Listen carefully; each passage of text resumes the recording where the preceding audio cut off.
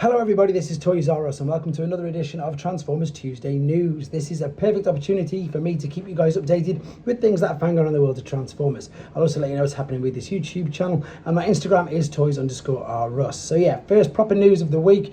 What a mental weekend. For any of you who are new to the channel, yes, I'm back to my primitive ways of bringing you guys the news from a changing room in the gym that I work at. With regards to the YouTube channel, I will of course, as I say, pretty much get a news update out every day this week because of everything that happened over the weekend and all the other things that I missed. I'm also going to do another live stream because I do one the first weekend of every month as well. But the main purpose of this news is obviously just to direct you to where, if you want to see things that I'm going to tell you about. So for example, Transformers 1 character concept art is starting to appear all over the internet now with all the extra features coming out on all the Blu-rays, etc. But if you head to TFW 2005 or to Twitter, which unfortunately I don't have, Twitter user at AaronO9345, this is the article. You can see some exactly of that. You can see the concept arts of some of your favourite characters. Now, for obvious reasons, I'm not going to read out every single one on here. Like I said, the purpose of this video is just to direct you to the websites and to the areas where you can see all this for yourself. Now, I always like to feature things like this because it's just amazing, and the movie was as well. And I think what I mean by it's just amazing is the concept arts, the thought processes, every little bit of detailed description that goes into not only producing toys, but in this case, producing movies. And again, I know a lot of people on this channel find it very, very interesting. So there you go, guys. It's Twitter or TFW 2005 if, like myself, you don't have it. Also on TFW 2005, there is, again, some really nice, interesting concept designs for the Transformers animated series. Now, this is something that I didn't really, and I've got to hold my hand up, and I always do say, I haven't seen too much on at all. But for those people who this is their generation one, I'm sure, again, they'll appreciate looking at these particular images. And once again, as I said, if you head to TFW 2005, you can see these with a bit of a write-up about them all as well. So again, it's great. Concept art appearing everywhere, not just for the most recent things, for some of the older things, to give us insights and ideas, you know, into the toys and stuff that we loved. Okay, this again is via Triple Takeover this time. So if you obviously subscribe to their podcast, 60 and the Crew, they've got an interview with Transformers 1 designer Jason Scheer.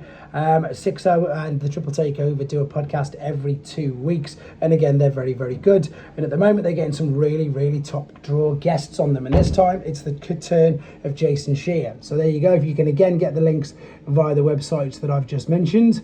Okay, via T-Formers, this is official images of the Wrecking Crew. This is a Diaclone Devastator colours. So this is made by Super 7, so obviously it doesn't transform. It is the smaller one, so it's not your Super 7 Ultimate, so it's the smaller, more basic ones. They are licensed by Hasbro and Takara because they don't transform, so they're allowed to use the logos, the main font for the writing, and of course all the character images as well. So it looks a bit basic, as I've said, not one for my collection, but I appreciate it for people who do. They are going to really like this, and that's available for pre-order right now. Okay, I've obviously just come back from a convention stroke Comic-Con myself. For those of you lucky enough to go to TFCon Baltimore, as you can see here, there's a special guest, Richard Marseille, and I think, was it Marseille? I hope I haven't butchered that. And he's an artist on the Transformers Generation 1 packaging, so you'll be able to, I'm sure he'll be signing prints. That is, of course, the classics box art for the Pretenders. That was the battle scene on the back of the boxes for Generation 1 classic Pretenders. Okay, again, via TFW 2005, we've got images, in-hand images of the new MPG Trainbot. So this, of course, was a redeco of the original Trainbot they did. So this one's known as Yamabuki, and of course the reason why we're showing this is not only the fact they've got a different colour scheme for the main bot, but because it's based on the Diaclone colours and the Diaclone combiner, there is of course the new Diaclone head. So the riding head has been completely changed. This, as I say, is now MPG 08 because they've moved from MPs to MPGs continually. There is the new sort of colour scheme there with some of the new bots. There is the product, the product details on the back of the box. There's the combined mode you can see. And there again is the unboxed product.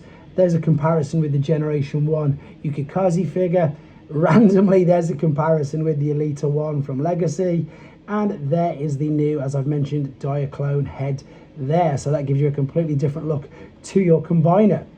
Okay, I've been on some of the third-party websites. This is Fans Hobby's take on a Metal Hawk figure. We've seen quite a few images of this particular product. It is something I'm very interested in, purely just because I love Metal Hawk. And to be honest, the experience that I've had with Fans Hobby products has, nothing wrong with them at all. A lot of the third-party companies I moan about their transformations, etc.